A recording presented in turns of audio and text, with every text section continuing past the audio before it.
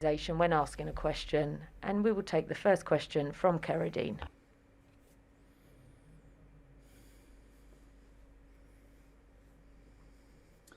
Hi, Andy. Keradine, BBC Scotland. Denis Shapovalov at the end of the match there described you as his hero and said it's amazing what you're doing and you've only just started. Is he right? Do you think this week is a real kind of concrete block to build from and that you're only just getting started again? Yeah, it's difficult. I mean, yeah, like I feel like I've been trying a lot the last couple of years. Obviously, since I had the operation, never really been able to get that much momentum going. And for me to be able to compete with guys of his level, my game needs to be spot on, really. I mean, it would have been difficult for me, even when I was playing, at my best, to compete with someone as good as him, or any of the top players, really. And yeah, if my game is not quite there, this week has been really good in some ways, but it's been frustrating too. And I've played two long matches, and it's really is significantly more than anything I've done in the last 6 months, really. So if my game is not quite spot on physically, I'm not perfect, or physically like really fresh, it's going to be hard for me, and it's extremely frustrating because I feel like I put a lot of work into getting to this point, and then obviously to lose like that is tough. As good as he is, I don't want to take anything away from his performance. He played really, really well, but if I'm going to put that much effort in, I want to be performing better than what I did here, even though there was some great moments. Go ahead, Mike. Do you leave here, Andy, feeling more or less optimistic about the future? I mean, you've gained a lot of information, I guess, in the last kind of 3 weeks about where you are. Would you have kind of settled for this? Well, I mean, I got through, I guess, a week of a slam without getting injured, so that's positive. There was moments of, I think, really good tennis mixed in with some, pretty bad moments, and like I said the other day, like, I should really have been off the court in 3 sets against Basilashvili. No excuse for that. What happened in that match, and you need all of your reserves, and to conserve as much energy as you can during these events. And I messed up there. It was a set and a break up against Otti, and immediately lost 3 games on the spin and was a breakdown, and then 2 sets to 1 down. And it's like, those sorts of things, I could have put myself in a much better position going into today. So yeah, it was positive that I got through the event without getting hurt. But yeah, negative, I guess. And I feel like I can do better tennis wise. I feel like I can play better and close matches out better, and but to do that I need time on the match court and need more time on the practice court, and I've had neither in the last few months. Go ahead, George. Hi, Andy. I was just kind of wondering physically, like, how exhausted you are feeling or not right now, and in terms of getting that momentum physically going forwards, are you now confident you'll be able to perhaps string a few more kind of best of 3 set weeks together and feel physically fine to then get yourself ready for the slam and get your tennis there, kind of shake the rust off, etc.?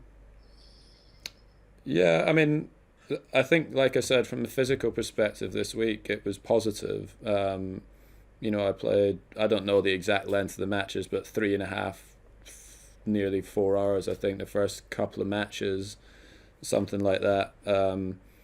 So I would assume that playing 3-set matches shouldn't be too much of an issue.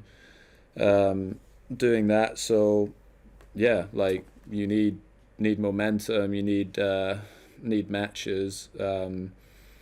Like I said, to compete at the the highest level, and because of my ranking and not being seeded and stuff, like you run into guys like Berrettini in the second round, who's serving huge and hitting the ball huge, and you're just not quite ready for that sort of pace of play. And then again today, I guess before, like if you're ranked 3 or 4 and you're seeded and you can sort of avoid some of those players until later in the tournament, you can maybe build a bit more momentum that way. But yeah, I need matches, and I need a run of them and time on the practice court.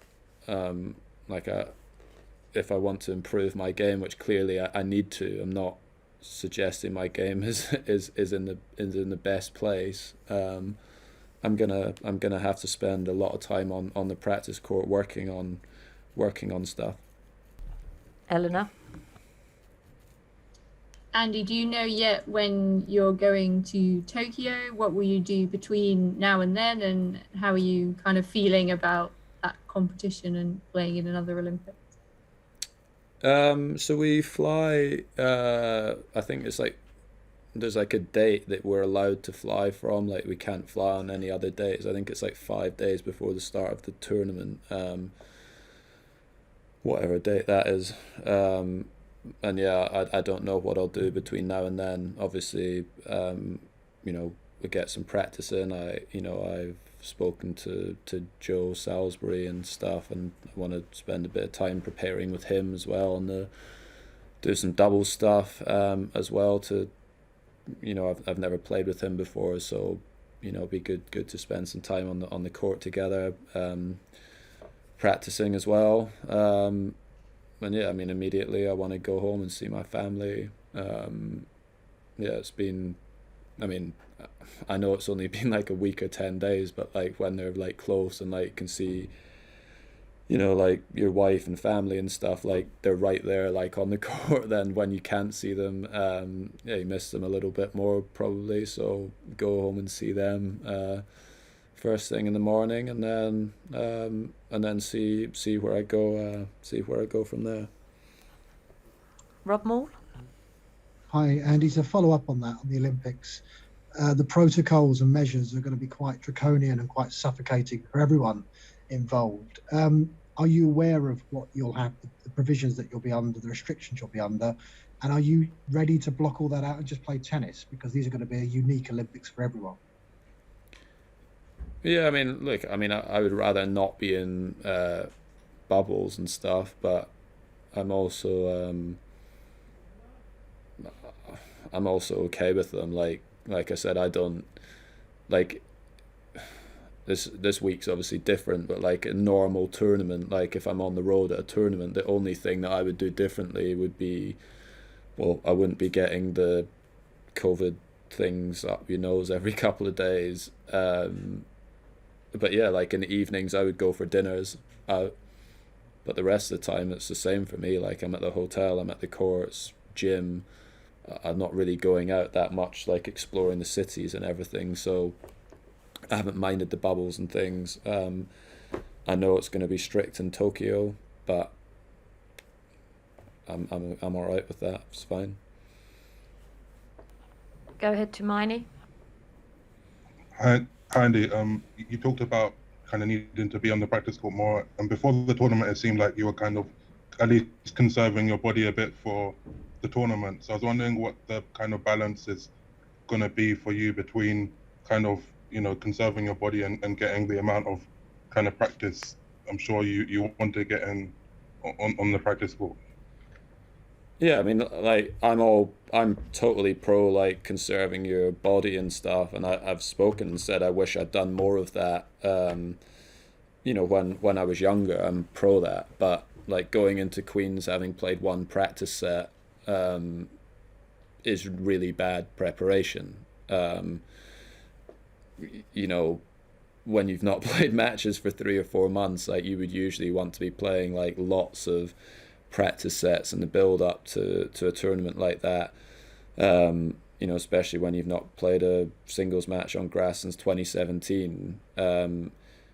You know, that's like, there's a difference, I think, between like looking after your body and maybe and making sure you don't overdo it, and actually just being able to sort of play it with a little bit less restrictions on what you can do when you're preparing for events. So yeah, I think I'll be fine with obviously less tennis than what I, you know, did previously. I think there's a different way of doing it than playing like 4 hours every day for 6 days in a row.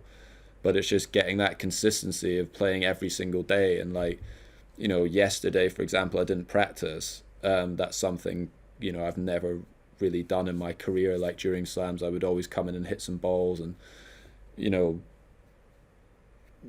hit some returns against a lefty serve, for example. You know, and I'm, you know, tried that, and then obviously I come out today and I start slow, and I'm then thinking, well, I should have hit, you know, I wish I should have practiced yesterday. But yeah, that's just something I'm sort of still trying to figure out a little bit with my team. But yeah, I certainly need to be doing more on the practice court than what I was in the build up to the grass season, that's for sure. Alex? Hi, Andy. You said you've seen the good moments through what you've done so far this week. Do you think that those good moments can now become consistent over the process of the next 3-4 months? Do you think that is we're now moving on to something different? To you becoming, or coming back to where you used to, not where you used to be, but to be able to compete at the level that you want to compete? Well, like, I mean, the things that like I probably won't be able to change is like if I don't know exactly like how much worse my movement is, for example, than in 2016. I'm probably not moving as well as then. I'm aware of that, but then like the way that I hit the ball and stuff, that has nothing to do with my hip. You know, that is so I can still play like good and high level tennis. You know, just maybe I'm not moving quite as well as I used to. So I'm hoping that, yeah, providing I can stay on the court consistently for, you know, 2, 3, 4 months, yeah, that my tennis will get back to a higher level. And, you know, I'm not saying I played perfect tennis here by any stretch, but there was moments in the match against Basilashvili where I was playing well, and, you know, the last couple of sets against Otta, I think I did play some good tennis there. But yeah, like I said, the consistency is the thing that's been all over the place, and yeah, that's something that we'll need to change the next couple of months. We've got time for 2 more questions. We'll take Raz. Hi, Andy. I just want to ask you about your coaching setup. Obviously, you brought in Mark Petchey.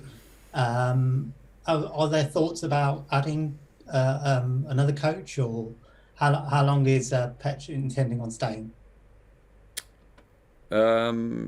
Yeah, good question. I mean, I'm not sure exactly. You know, he has some like TV commitments and stuff that he has kind of through, you know, towards the end of the year. But yeah, I mean, I obviously I worked with him a lot when I was younger, and, you know, enjoyed it. And, you know, I feel like as well, it's important that you have a break sometimes from, you know, the team that you're with for most of the year. So yeah, I need to chat a bit about that with Petch and stuff, and yeah, and see kind of what we do between now and the end of the year. But yeah, I don't have any plans of adding any other coaches. Not spoken to anyone else about that. I think 2 is enough. And last question will go to Ben Rothenberg. Andy, hopefully a somewhat upbeat question. I'm curious, with you saying you obviously were able to stay injury-free during this tournament, despite the falls, I guess, and also having a lot of crowd back and some great atmospheres there. Does this tournament at all feel for you like sort of coming to a light at the end of the tunnel in terms of having been through this tough time with your injuries and obviously with the sport and everything it's going through with empty stands and restrictions and whatnot, that at least this might have looked and felt a lot more like the old days in some ways? Yeah, I mean, look, it was great playing in front of the crowds again. I mean, I got amazing support here, and yeah, I'm very thankful for that. It's something I've missed, and yeah, it kind of reminds you as well, like why you do all of the work and everything. But then, yeah, on the flip side of that, like I said, like the positive part is getting through the matches and, you know, feeling okay physically and not sort of getting injured, and you know that's that's good. But then there's a part of me that feels a bit like I've put in so much work the last 3 months, and you know, ultimately didn't play how I would want and expect. And it's like, is it worth it? You know, is all of that training and everything that you're doing in the gym, you know, unless you're able to like practice and be, you know, improve your game and get matches and continue, you know, get, you know, a run of tournaments, like, you know, is it worth all of the, you know, all of the work that you're doing? You know, and there's part of me that feels like yes, it is, because I had, you know, great memories and stuff from this event, and you know, played in some brilliant atmosphere. But then, you know, also I finished the match tonight, and I'm saying to my team, I'm like, that's just, yeah, like I'm just not happy with how I played. So unless me and my team can find a way of keeping me on the court for, you know, a consistent period of time and allow me to practice the way that I need to compete with these guys, then yeah, then that's when, you know, the discussions about what I do next will come in, because I've genuinely put a lot into this to get to this point, but I'm not being able to practice and prepare how I need to perform how I would like at these events, which, like I said, I'm not expecting and saying like I would beat Denis Shapovalov. Like, he's a brilliant player, but I feel like I can do a lot better than what I did this evening. Okay, thank you very much, everybody. We're out of time. That concludes the press conference.